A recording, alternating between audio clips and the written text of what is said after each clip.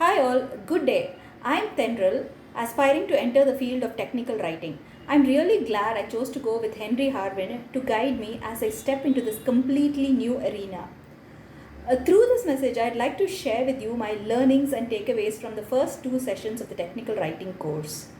To begin with, the course facilitator, Mr. Gopal, started off with a definition of what exactly is technical writing. Essentially, I realized it was not just about writing but communicating effectively to your intended audience.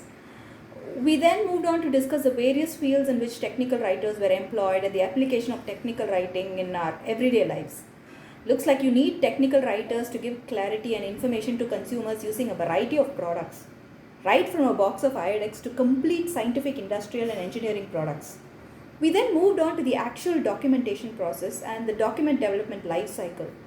Mr. Gopal showed us a real life example. He showed us a document that he developed for a software application. It was very inspiring to see the amount of research, thinking skills, and hard work that goes into the creation of the document. Overall, the sessions were very informative and gave me a clear picture of what might be expected of me. It's really good that I chose to be a part of the session. So thank you all for your patience. Bye-bye.